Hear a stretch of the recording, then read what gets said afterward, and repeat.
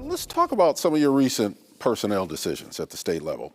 Last week, you fired Jessica Canfey, the person in charge of public defenders, replaced her with an interim director. Why'd you make that move? Well, we have a public defense crisis in the state. We have about 4,000 individuals who are now involved in the justice system who need a public defender and do not have it. And that is bad for the victims, it's bad for community safety, and it's bad for those individuals who are kind of in limbo without a public defender. We have a constitutional obligation to provide a public defender. So think about it, right? Someone is accused of a crime and they literally are waiting to have their case continue until they get a public defender. Folks with really serious crimes, I think they're trying to prioritize, but you have a lot of individuals who are waiting, and the victims who are also waiting for justice, everybody's on hold. We have to have public defenders to represent these individuals. You also changed leadership at the Oregon State Hospital in Salem after an unexpected patient death in March. We've since learned that 21 patients have died in the state hospital since 2020. Do you think patients there are at risk? And what needs to be fixed at the Oregon State Hospital? Well, for me, the safety of the individuals at the state hospital is the #1 goal. And because of the recent death, I want to make sure that we are following every policy and protocol that we can to ensure the safety of the individuals who are there. And I wanted to make sure that we had a plan. It was important for me to get some new leadership there. The director who was there resigned. We're on a 30-day plan trying to figure out what needs to be fixed faster, because the folks who are there are very vulnerable. They need the best quality care. Deaths are unacceptable. These are very acute individuals. They have a lot going on, but it's our job as a state to make sure they are taken care of. You are asking for the state to spend more than $2 billion on housing. And there are bills in the legislature, including House Bill 2138, which would expand housing options. How confident are you that your housing agenda will get through this legislative session intact? Well, what's good about housing and also serving folks who are unsheltered and dealing with our homelessness crisis is there's good bipartisan support that we need to continue to make progress. When I came into office, I set some very clear goals in my first day actually on the job, saying we need to invest now, we have to have specific outcomes about new shelter beds, rehousing people, keeping people from becoming homeless, and we hit all those markers, right? But the job's not done, and so I am asking for a significant investment in housing and homelessness because it's the #1 issue for the state. I traveled to every county in my first year, was back to a third of those counties my second year.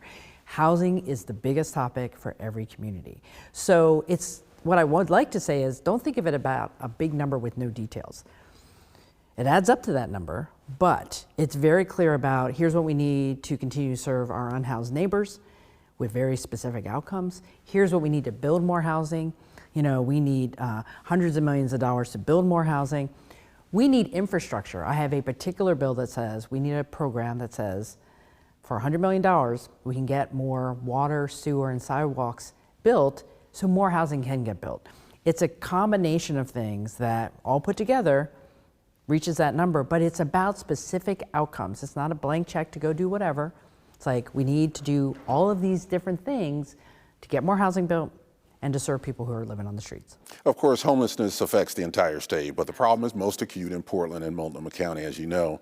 Multnomah County recently released its data dashboard. It shows nearly 15,000 people homeless in Multnomah County, 6,600 unsheltered, much higher than the numbers we've seen with the point-in-time counts that we've had from Multnomah County in the past. What did you think when you saw those numbers? Well, it was helpful to know that we have better data about the individuals who need service, because when you know more about them and how long they're being served, you can serve them better. So I appreciate the county's work there. I think Portland in particular is starting to feel better. I think we see less folks living outside, but there are still a lot of people outside. And a lot of people are in the new shelter beds that we have made happen, right? So how do you get those folks to more stability to get them into housing? Because that's the ultimate goal. We have a challenge in Portland. We are making progress, and we are going to have to continue to work hard. I continue to meet with the city and the county on a regular basis to say, what are our goals, what are we going to do, what are we buying for that money, and how do we get people into stability and housing. And I am pleased with the coordinated effort because it's actually showing results on the streets.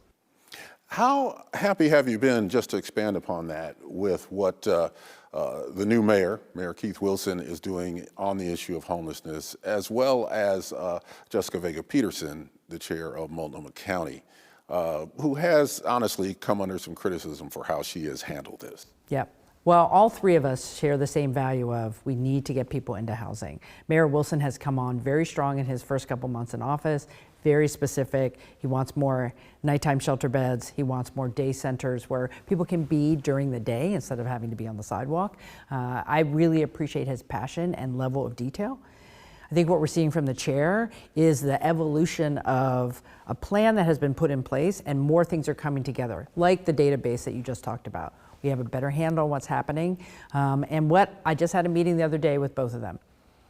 There is a unified discussion happening today about what additional dollars the city and the county will need to continue to make progress. And so I know there are budget difficulties at both the city and the county. And as the governor, I want the state to be a partner, because as Portland goes, as Multnomah County goes, so does the rest of the state. So we have to stay focused on helping them be successful.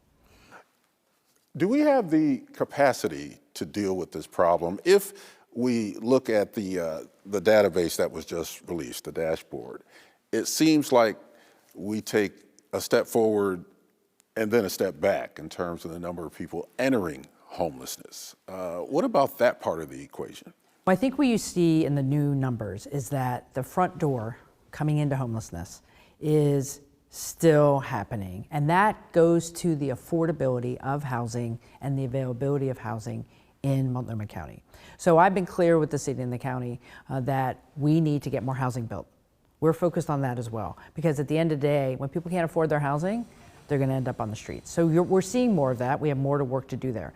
But I want to take a step back. If you think about the scale of the problem in the city of Portland, which was really exacerbated by the pandemic, right? We had folks who were experiencing unsheltered homelessness, the pandemic hit, and then a lot of people came into Portland.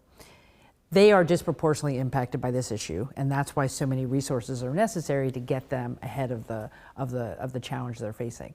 But if you look at Washington County and Clackamas County, because of the coordinated efforts that they have put together with the Metro dollars, they're in Washington County, they're at functional zero. Right? There are still some folks who are unsheltered outside, but they have done such a good job of meeting the need and building more beds and more services that they are very close to meeting the need in their community.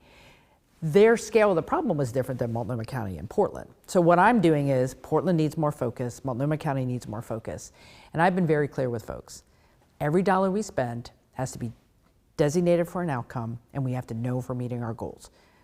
We can't just put money at this. We need to know what we're spending it on and what we're trying to achieve. And if we're not getting there, then we need to reset. We've been very clear with the city and county. We need them to perform together to solve the problem. Let's talk about baseball. The Oregon Senate. Did you know I played Little League? I like baseball. I did not know you I played was Little a League. shortstop. Yeah. Oh, very good. That's good to know. The Oregon Senate passed Senate Bill 110. That would issue $800 million in bonds to help build a stadium for Major League Baseball if we get awarded a franchise. They say that the bonds will be paid back by taxes on player and employee salaries if we get awarded the franchise. Yes. That is the if. If this passes the House and it gets to your desk, would you sign Senate Bill 110? And what do you think about the possibility of baseball? I am supportive of the legislation because, to remind folks, this is a law that's been on the books for a while. This bill just resets it at a different number because it got a little stale in the current statute. But it's a creative and innovative way to say when, because I'm hoping we get baseball in Portland, when we get that, the folks who are paying higher salaries because they are in baseball, their dollars will go to support bonding, to support the construction of that stadium. It's a creative way to deal with it.